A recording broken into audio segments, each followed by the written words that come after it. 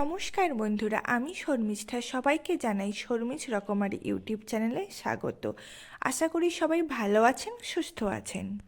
বন্ধুরা, আজকের আমি শেয়ার করব একটি চটজলদি, হেলদি এবং টেস্টি চিকেন রেসিপি, ধনিয়া চিকেন, যা রুটি বা পরোটা বা ভাতের সঙ্গেও পরিবেশন করতে পারেন।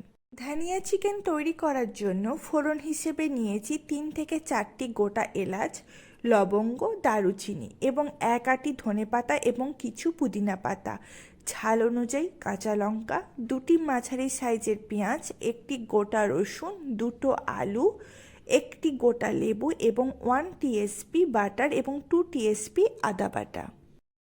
প্রথমে 500 গ্রাম চিকেন ভালো করে ধুয়ে নিয়ে একটি গোটা পাতিলেবুর পুরো রস দিয়ে ম্যারিনেট করে রাখবো মিনিমাম 30 মিনিট থেকে ম্যাক্সিমাম 1 ঘন্টা।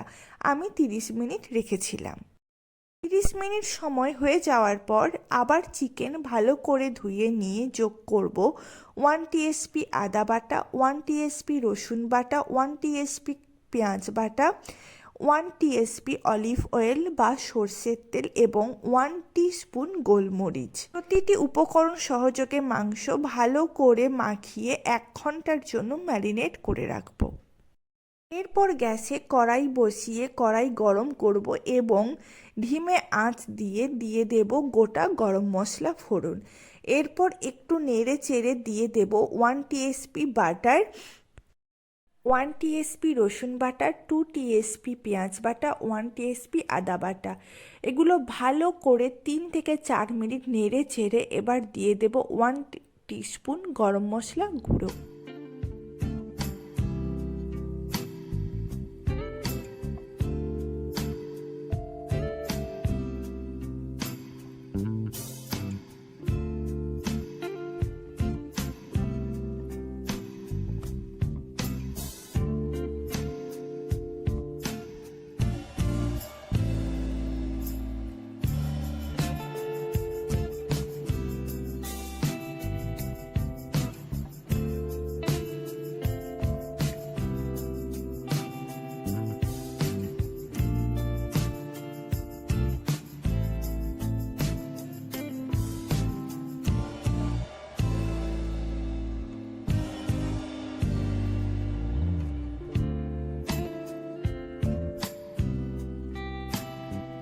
এরপর ম্যারিনেট করে রাখা মাংস ও ভাজা আলু যোগ করে ধিমে আঁচে রেখে ঢাকা দেব 3 থেকে 4 মিনিটের জন্য।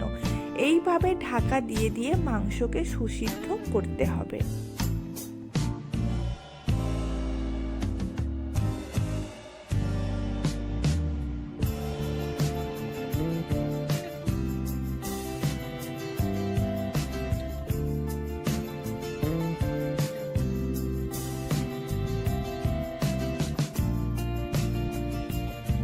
আর এখন তৈরি করে নেব ধনেপাতা, পুদিনা পাতা ও কাঁচা লঙ্কার পেস্ট। লঙ্কার পরিমাণ আপনারা আপনাদের পছন্দ অনুযায়ী দেবেন।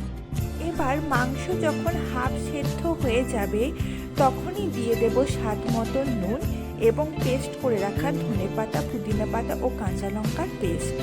এরপর আবার ঢাকা দিয়ে মাংস সুসিদ্ধ করে নেব।